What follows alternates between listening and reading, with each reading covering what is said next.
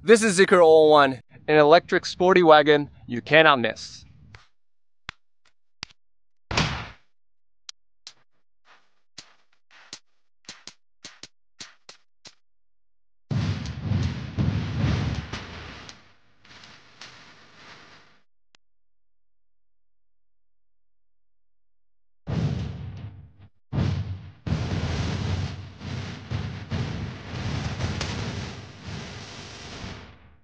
Hi, I'm Jack. This is Where to Go.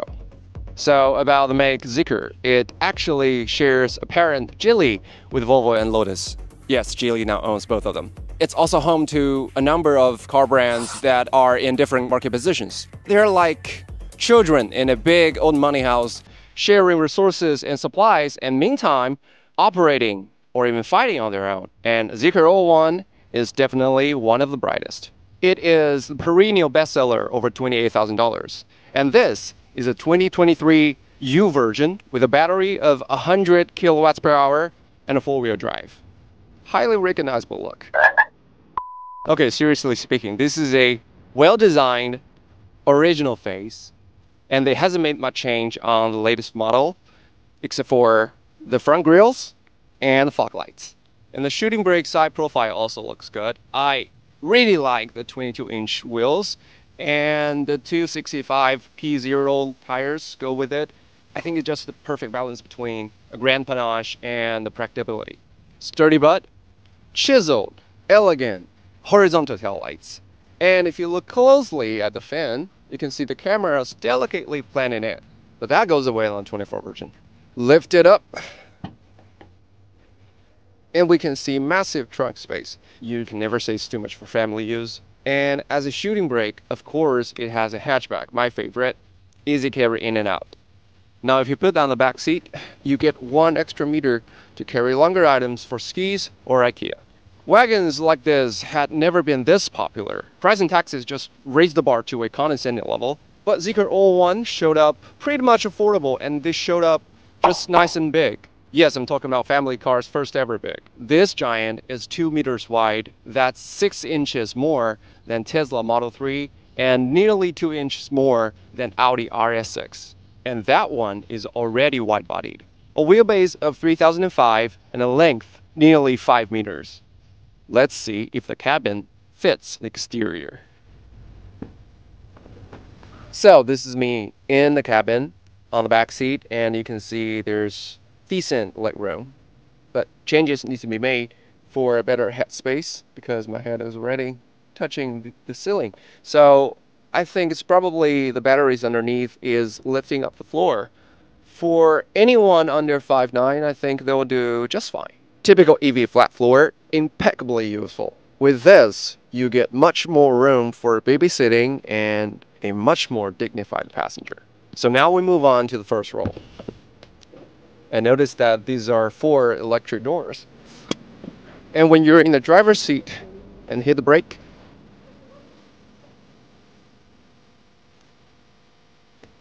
that wows your passenger. You might not hear it, but they wow. So I have to say this interior is carefully worked with neutral color scheme. I really like it. And they use different materials to create better standard quality. And you can see there's soft wrapping on the top, the ambient lights buried in the metal trim, and there's suede on almost all the top. Everything just quality, quality, quality. But there's still space for improvements like touch sensitive buttons here. And they made the same move on the wheels. It's vibrating responsive, but they already switch it back to the physical buttons on the 24 models. I think probably people like me just not so into this invisible panel. Slightly over-decorated door that's been redone too. And the pop-can-only cup holders. Well, I don't have to drink. It's okay. Anyway, these are just tiny deductions on the rubrics, and I think there are enough checks for most people before they pay. But now what this car has to offer is the one that's belittled by most Chinese car makers, the drive. This car has 2 motors generating 544 horsepower and 3.8 seconds from 0 to 100. They all sound very exciting, and it's fast!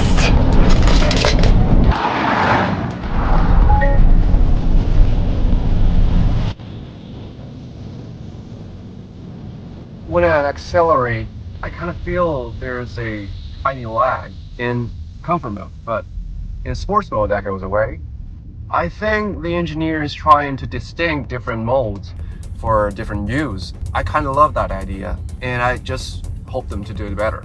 Anyway, this is a really spicy power, especially for such a heavy wagon, because cars like this should take much more strength to rein, not only because of the body weight of its own, but the weight of the passenger and the luggages fitting the size. So they gave it the chassis with double wishbones on the front and multi-links on the back, all nicely made aluminum pieces. And the batteries underneath is trying hard to lie on their stomachs to help lower the center of mass. And this car has air suspension and CDC shocks. You can press the buttons to switch and change its stiffness and height. I would always appreciate options that could come in really handy. Like when I'm drained or what from work, I could really use some comfort. But if I'm energized, a fast, nimble car would just please me as well. From my perspective, this chassis works best under sports mode, sportive, responsive, eliminating all those huge impacts, but still leaving me with proper road sense. Several things I do found flawed. First, the HUD is no-go for my short-sightedness, especially at night. In daytime, everything's good, but at night, I kind of struggle. Second, it is still a little too heavy for a real sporty car. The front wheel spins sometimes, especially when I'm going up on a hill like this and with full throttle. There's just too much weight transited to the back so that the front tires cannot get fully pressed against the ground. And the Brembo feels very good at low speed, so linear. But when I go up hills like this and with a little intense driving and I want a deceleration very quickly, it could just take more strength, more than I anticipated. But overall, I think it's very good for street passion. Very nice. This car is 2 meters wide. That's really big, but actually I don't feel that big. And when I cut corners like this, it's pretty stable. I will not get the feeling of pushing outside. At this speed, I think it's doing just fine. And I love how it feels on my hand. I love the wheel. It's just so strong and so accurate. There's no wobble at all. So for this car, I think for now, I can call it a versatile. It surely covers daily urban works, but for street fun like this, these curvy roads, there will be not huge problem for him to accomplish this mission. I think it's doing really good. And not to mention this crazy horsepower. Such power or dynamic are not ZEEKR exclusive, but they did put a lot more work on winning the title as in Formula 1. Apparently, they demonstrate their passion and focus on racing, together with this young fella as their chief driving officer. It's almost impossible to overlook the name during the campaign, especially with the 001 serving as a safety car on the track. They even got former F1 champion Kimi Räikkönen as a performance counselor, making his first appearance with the ultimate 1200 horsepower 001 FR. Global exposure, championship endorsement, and proper driving pleasure all for the title. And yet, no other in China seems capable of coming close.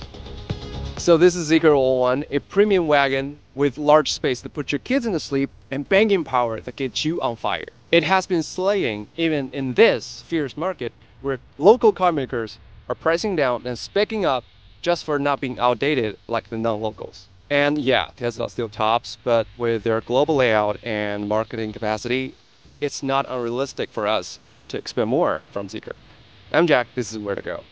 Feel free to like and subscribe for more. Stay tuned, we'll see you soon.